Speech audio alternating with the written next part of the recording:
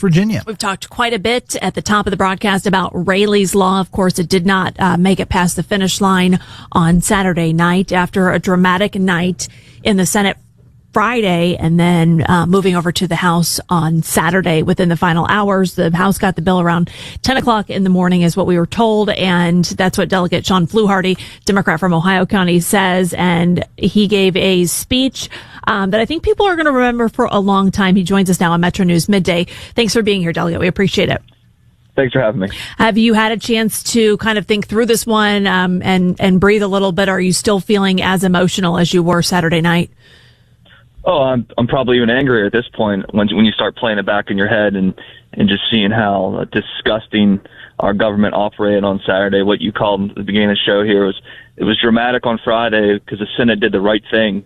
They were so passionate about this law that they overrode the ruling of the chair, and that never happens. I haven't seen that happen in my time in Charleston. That's how much they wanted to get this done coming from the Senate.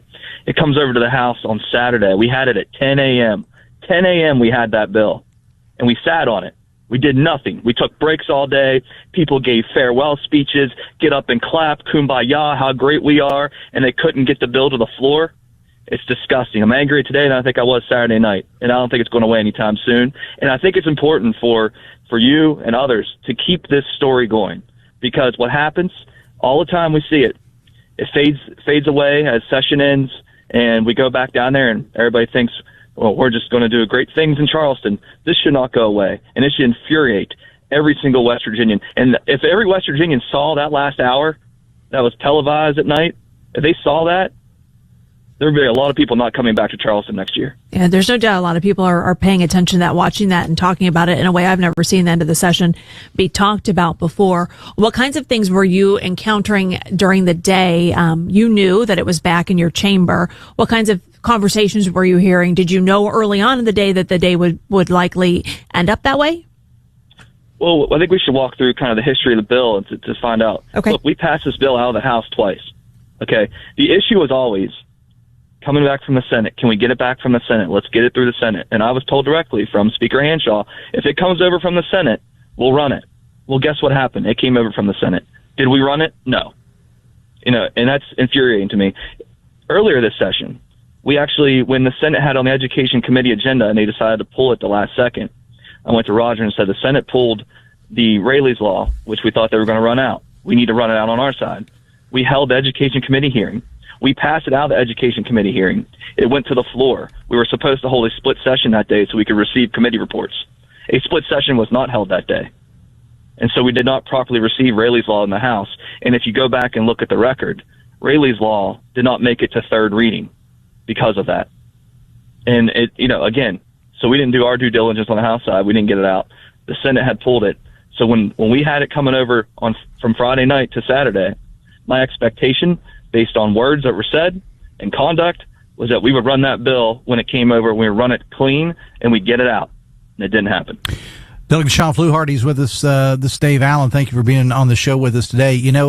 I think one of the interesting things about this, and earlier in the show we had on Delegate and State Republican Party Chair Josh Holstein, and he was one that was very much, and he said so on the show, very much was in support of this bill. There were several others that were in support of this bill. I'm talking about Republicans as well. And so this was, we don't want people to think that this was necessarily a partisan issue, because there were a lot of Republicans that supported this bill. And to be honest, we're quite angry by the way that everything ended up.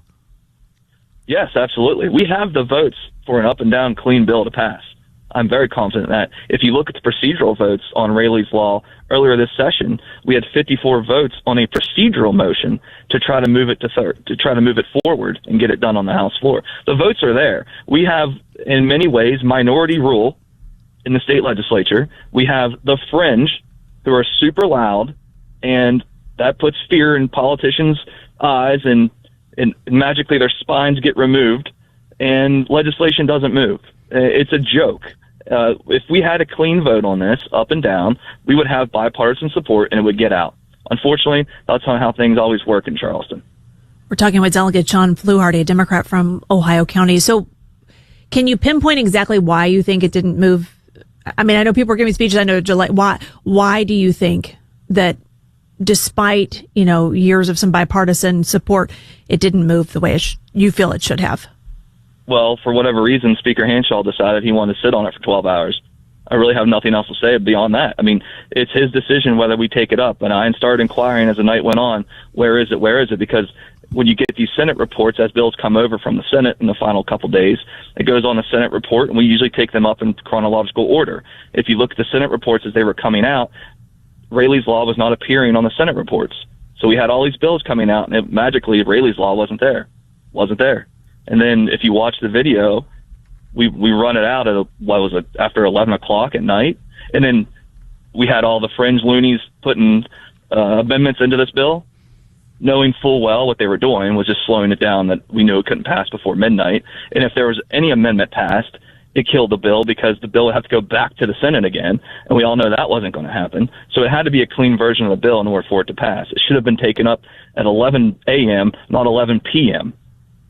There's really no excuse for it. At the end of the day, there's no excuse for it. I would love to hear justification. I would pay good money to hear anybody from leadership get on your radio show and explain why this was not taken up. Because if you heard Senator Weld just last night of session, he did a fantastic job, by the way, of helping get Raylee's law over from the Senate, as did Senator Grady and Senator Garcia. They worked in a bipartisan manner, did a fantastic job, and his reaction was a lot like mine. Like, why wasn't this taken up? What's the excuse for it? We were sitting around clapping for each other all damn day, so don't tell me we didn't have time for it.